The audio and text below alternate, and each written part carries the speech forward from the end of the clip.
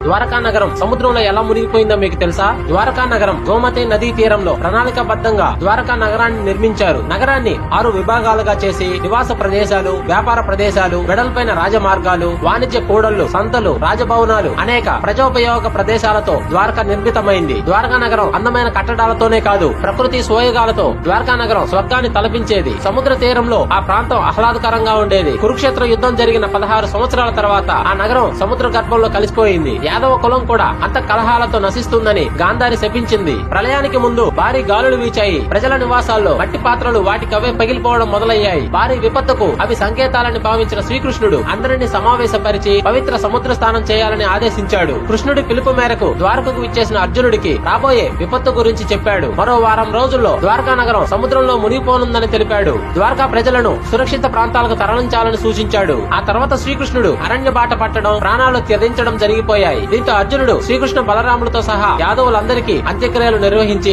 ద్వారకా ప్రజలను, సంపదలను వాహనాల్లోకి ఎక్కించి సురక్షిత ప్రాంతానికి తరలించారు. వారంతా అలా నగరాన్ని దాటగానే సముద్రుడు ఉగ్ర రూపం దాల్చాడు. ఉవ్వెత్తున ఎగిసిపడుతూ క్షణాల్లో ద్వారకా నగరాన్ని ముంచెత్తాడు. పెద్ద ఘోషతో ఆకాశమంత ఎత్తున ఎగిరే కెరటాలతో సముద్రం ఒక మహా ప్రళయం వల్లే పొంగింది. ఆ కెరటాల శక్తికి మహాద్భుత పవనాలు పేక మేడల వల్లే కూలిపోతుంటే శ్రీకృష్ణుడు ప్రసాదించిన రక్షణ, సిరి సంపదలు సముద్ర మట్టమైపోతున్నాయని చిత్రంగా చూస్తూ బాధపడుతున్నారు ద్వారకా నగర